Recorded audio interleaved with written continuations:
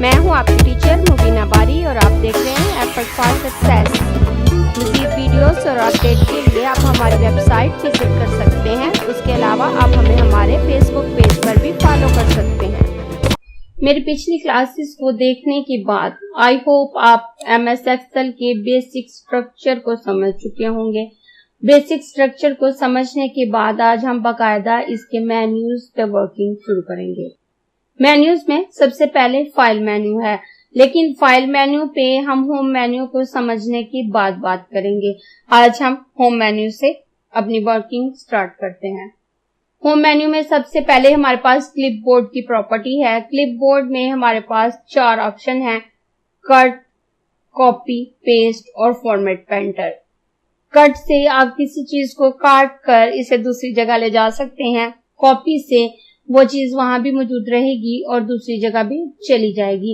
इस चीज को समझाने के लिए मैं अपने इस कॉलम को सिलेक्ट कर लेती हूँ। सिलेक्ट करने के बाद अगर मुझे इसे कट करके किसी दूसरी जगह ले जाना है तो मैं इस कैंची के निशान पे क्लिक करूंगी या अपने कीबोर्ड से Ctrl+X पे क्लिक करूंगी। तो मैं ये इस कैंची के निशान पे क्लिक करती हूँ। ये कट का निशान है। क्लिक करने के बाद ये देखें इसकी सिलेक्शन बन गई। अब मुझे इसे जहां भी पेस्ट करना है मैं इसे अपने माउस का कर्सर वहां ले जाऊंगी। जैसे अगर मैं अपने माउस का कर्सर यहां लेके आती हूँ और उसके बाद ये पेस्ट ऑप्शन है और इसकी शॉर्टकट की Ctrl+V है। आप इस पेस्ट ऑप्शन पे क्लिक करें या अपने कीबोर्ड से Ctrl+V प्रेस करें तो ये सेम ही काम करेगा। मैं यहां से इस पेस्ट ऑप्शन पे क्लिक करूं तो आप देखें ये तमाम कॉलम यहां से खत्म होके यहाँ पे आ गया। उसने इसे यहां से काट कर यहाँ पे पेस्ट कर दिया। लेकिन अगर मैं इसकी कॉपी करूं तो ये यहाँ पे भी मौजूद रहेगा और यहाँ पे भी आ जाएगा जहां भी मैं इसे लेके जाना चाहूं। अब मैं अगर इसे दोबारा सिलेक्ट करूं और सिलेक्ट करने के बाद इसकी कॉपी लूं, ये कॉपी का निशान है, या अपने कीबोर्ड से Ctrl+C प्रेस करूं तो आप देखें दोबारा इसकी रेंज बन गई। उसने इसकी कॉपी ले ली और मैं अपने माउस का कर्सर यहाँ लेके आती हूँ और पेस्ट ऑप्शन पे क्लिक करती हूँ तो आप देखें ये कॉलम यहाँ पे भी मौजूद है और उसने इसकी कॉपी यहाँ भी वापस कर दी। अगर मैं इसे दोबारा यहाँ पेस्ट करना चाहूँ तो अपने माउस का कर्सर यहाँ लाकर दोबारा पेस्ट ऑप्शन पे क्लिक करूंगी तो ये यहाँ भी पेस्ट हो जाएगा। एक दफा अगर हम किसी चीज का सैंपल ले लेते हैं तो उसे जितनी दफा चाहें पेस्ट कर सकते हैं। मैं इस एक्स्ट्रा कॉपीज को डिलीट कर देती हूँ। इसे सिलेक्ट करूंगी और कीबोर्ड से डिलीट बटन प्रेस करूंगी तो ये यहाँ से डिलीट हो गया। उसके बाद मैं दोबारा इसे सिलेक्ट करूंगी और सिलेक्ट करने के बाद अपने कीबोर्ड से डिलीट बटन प्रेस करूंगी तो ये यहाँ से डिलीट हो गया।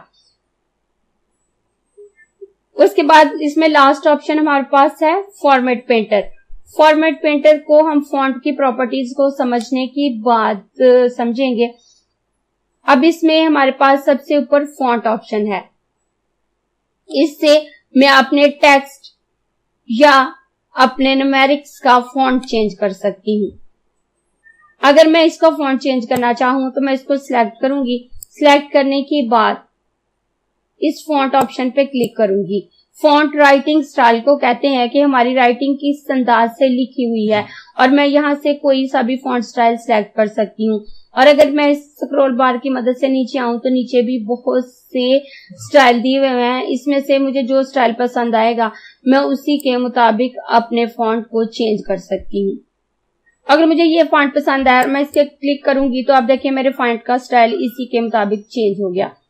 उसके बाद फॉन्ट का साइज है तो यहाँ से मैं अपने फॉन्ट का साइज इंक्रीज कर सकती हूँ या डिक्रीज कर सकती हूँ। अगर मैं इस ऑप्शन पे क्लिक करूं तो यहाँ डिफरेंट फॉन्ट साइज हैं। इसमें से मैं जिस फॉन्ट साइज को भी सिलेक्ट करना चाहूं कर सकती हूँ।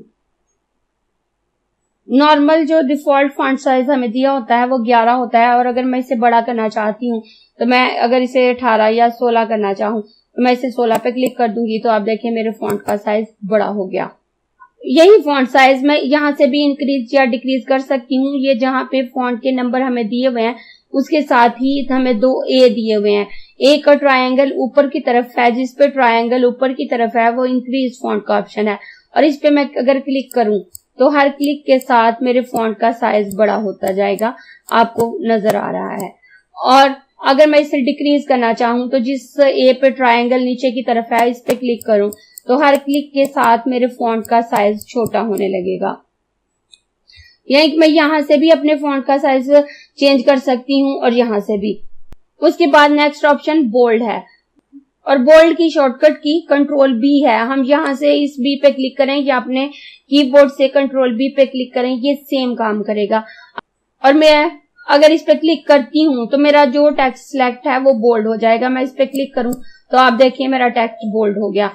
उसके बाद मैं इसकी एग्जांपल आपको न्यूमेरिक्स पे भी दिखाती हूँ। मैं अपनी लास्ट वाली रो सिलेक्ट कर लेती हूँ और सिलेक्ट करने के बाद इस बोल्ड ऑप्शन पे क्लिक करूं तो आप देखें इसमें जो नंबरिंग है वो बकाया नंबरों की निस्बत थोड़ी सी बोल्ड हो गई। बोल्ड के बाद नेक्स्ट ऑप्शन हमारे पास इटैलिक का है। इटैलिक से हमारा टेक्स्ट थोड़ा सा तिरछा हो जाता है, चाहे फिर वो टेक्स्ट है या न्यूमेरिक्स है।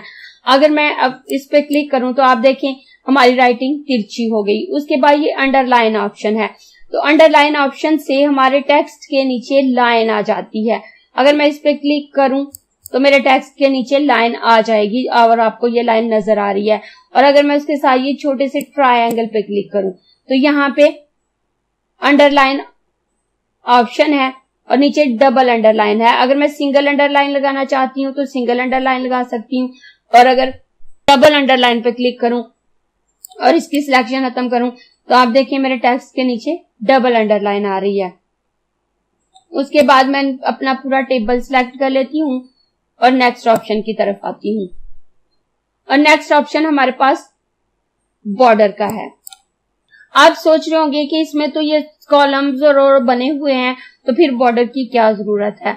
यहाँ जो कॉलम्स और रो की ग्रिड आपको नजर आ रही है, ये लाइनिंग हमें यहाँ वर्क करते हुए नजर आ रही है, लेकिन जब हम इसका प्रिंट लेते हैं प्रिंटर की मदद से तो ये लाइंस वहां शो नहीं हो रही होती, वहां जस्ट हमारा टेक्स्ट शो हो रहा होता है। तो अगर हमें उसमें लाइंस शो करनी है तो फिर हमें बॉर्डर या टेबल्स वगैरह की मदद लेना पड़ती है। अगर हम बॉर्डर्स पे आए, यहाँ सबसे पहले बॉटम बॉर्डर है। अगर मैं इस पे क्लिक करूं तो जस्ट मेरे टेबल के नीचे लाइन आएगी, बकाया टेबल पे नहीं आएगी। मैं इस पे क्लिक करने के बाद ओके करूं तो आप देखें जस्ट मेरे टेबल के नीचे बॉर्डर आया है और कहीं पे कोई लाइन मौजूद नहीं है। अपना टेबल दोबारा सिलेक्ट कर लेती हूँ और सिलेक्ट करने के बाद इस ऑप्शन पे आती हूँ। दूसरा टॉप बॉर्डर है, इससे जस्ट टॉप पे लाइन आएगी, लेफ्ट बॉर्डर से लेफ्ट पे लाइन आएगी, राइट बॉर्डर से राइट साइड पे बॉर्डर आएगा। नो बॉर्डर से अगर हमने कोई बॉर्डर अप्लाई किया है तो वो खत्म हो जाएगा। अगर हम ऑल बॉर्डर करते हैं तो हमारे टेबल के चारों तरफ बाहर की तरफ भी बॉर्डर आएगा और इसके अंदर तमाम रोज और सेल के भी बॉर्डर लग जाएगा। लेकिन अगर मैं जस्ट आउटसाइड बॉर्डर करती हूँ तो ये मेरे टेबल के बाहर की तरफ तो बॉर्डर आ जाएगा लेकिन अंदर कॉलम और रोज पे कोई बॉर्डर अप्लाई नहीं होगा। आगे थिक बॉक्स बॉर्डर है तो इससे हमारे टेबल के चारों तरफ थिक बॉर्डर आएगा। उसके बाद बॉटम डबल बॉर्डर है, टॉप एंड बॉटम बॉर्डर है, top and thick bottom border है। यहां से आप जो बॉर्डर अप्लाई करना चाहें आप कर सकते हैं।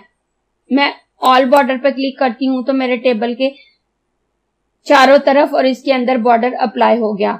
मैं दोबारा बॉर्डर ऑप्शन पे आती हूँ, नीचे मेरे पास ड्रॉ बॉर्डर की ऑप्शन है। अगर मैं इस पे क्लिक करूं तो मेरे पास पेंसिल आ जाती है और अगर मैंने कोई बॉर्डर अप्लाई करना है, जैसे अगर मैं यहाँ पे ये लाइन लगाऊं तो ये देखें ये लाइन अप्लाई होगी। अगर मैं इस तरह से लाइन लगाऊं तो ये लाइन अप्लाई होगी। इस तरह से अगर मेरे पास कोई टेबल बना हुआ है तो मैं उसके इर्द गिर्द लाइन लगा सकती हूँ, और अगर मेरे पास कोई टेबल नहीं बना हुआ तो मैं नया टेबल क्रिएट करके उस पे अपना वर्क कर सकती हूँ, जिस तरह का टेबल भी मैं क्रिएट करना चाहूँ। मैं दोबारा इस ऑप्शन पे आती हूँ और इसके नीचे उसके बाद इरेज बॉर्डर है। अगर मैं इस पे क्लिक करूं तो मेरे पास रेजर आ जाएगा और इस इरेजर से मैं जहां जितना टेबल चाहूं इरेज कर सकती हूँ। अगर मैं इस लाइन पे क्लिक करूं तो जस्ट ये लाइन इरेज होगी, अगर मैं इस लाइन पे क्लिक करूं तो ये लाइन इरेज होगी, और अगर मैं जितने हिस्से पे इसे ड्रैग करती जाऊंगी वो मेरा इरेज हो जाएगा। उसके बाद नीचे लाइन कलर है, यहाँ से मैं जो कलर सिलेक्ट करूंगी तो बॉर्डर बनाने के लिए जो पेंसिल मेरे पास आएगी वो इसी कलर में होगी जो मैं सिलेक्ट करूंगी। अगर मैं ये पर्पल कलर सिलेक्ट करूं और उसके बाद इस पेंसिल से ड्रैग करूं तो आप देखें मेरे पास पर्पल कलर का बॉर्डर ड्रैग हो रहा है। मैं इस बॉर्डर ऑप्शन पे आऊं तो नीचे मोर बॉर्डर ऑप्शन है, यहाँ से भी आप सिलेक्ट कर सकते हैं कि आपको इसमें डॉटेड लाइन चाहिए, सिंगल लाइन चाहिए, डैश लाइन चाहिए, या इसमें से आपको कौन सा कलर सिलेक्ट करना है। मैं अपने इस ऑप्शन को क्लोज कर देती हूँ और ये नीचे वाले बॉर्डर को सिलेक्ट करके यहां से नो बॉर्डर करूंगी तो ये खत्म हो जाएगा। उसके बाद मैं अपने नेक्स्ट ऑप्शन की तरफ आऊं तो ये मेरा बैकग्राउंड कलर है। अगर मैं अपने इस सेल को सिलेक्ट करूं और इस ऑप्शन पे आऊं और इस पे क्लिक करूं तो इससे मेरी बैकग्राउंड का कलर चेंज होगा और मैं जो कलर भी सिलेक्ट करूंगी वो मेरे बैकग्राउंड पे अप्लाई होगा। अगर मैं ये कलर सिलेक्ट करती हूँ तो ये मेरे बैकग्राउंड पे अप्लाई हो जाता है। और अगर मैं यहाँ से अपना पूरा पेज सिलेक्ट करूं और सिलेक्ट करने के बाद इस बैकग्राउंड कलर पे आऊं तो यहाँ से ये मेरे पूरे पेज का कलर चेंज होगा, ना कि मेरे टेबल का। और अगर मुझे पूरे पेज का कलर चेंज करना है तो मैं यहाँ से सिलेक्ट करके अपनी पूरी शीट का कलर चेंज कर सकती हूँ। तो आप देखें ये मेरी पूरी शीट का कलर चेंज हो गया। उसके बाद नेक्स्ट मेरे पास जो ऑप्शन है वो फॉन्ट के कलर को चेंज करने के लिए है। मैं अपनी फर्स्ट रो को सिलेक्ट कर लेती हूँ और इस ऑप्शन पे क्लिक करती हूँ। इस ऑप्शन पे क्लिक करूं तो इसमें से मैं जो कलर भी सिलेक्ट करूंगी वो मेरे फॉन्ट पे अप्लाई होगा, ना कि मेरे पेज या उसमें मौजूद लाइनिंग पे। क्लिक करूं तो मेरा फॉन्ट उसी कलर में चेंज हो जाएगा जो मैंने सिलेक्ट किया है। फॉन्ट का ऑप्शन कंप्लीट करने के बाद अब मैं क्लिप बोर्ड में मौजूद अपने फॉर्मेट पेंटर की तरफ आती हूँ। तो फॉर्मेट पेंटर से हम उस फॉर्मेटिंग को कॉपी कर सकते हैं जो हमने किसी एक चीज पे अप्लाई की है और उसे कॉपी करने के बाद किसी दूसरी जगह पेस्ट कर सकते हैं। जिस तरह से हम एक टेक्स्ट को कॉपी करके किसी दूसरी जगह पेस्ट कर सकते हैं, इसी तरह से इस फॉर्मेट पेंटर की मदद से हम उस फॉर्मेटिंग को कॉपी करके पेस्ट कर सकते हैं। जैसे अगर मैं इस अपनी फर्स्ट रो को सिलेक्ट करूं और इसमें मैंने जो भी फॉर्मेटिंग अप्लाई की है, इसका कलर चेंज किया है, इसको बोल्ड किया है, इटैलिक किया है, डबल अंडरलाइन लगाया है, वो तमाम को कॉपी करने के लिए मैं इस फॉर्मेट पेंटर के ऑप्शन पे क्लिक करूंगी। क्लिक करने के बाद मैं इसको अपनी इस लास्ट लाइन पर ड्रैग करूंगी और जैसे ही ड्रैग करूंगी आप देखें इसमें वो तमाम फॉर्मेटिंग अप्लाई हो गई जो मेरी इस पे अप्लाई थी।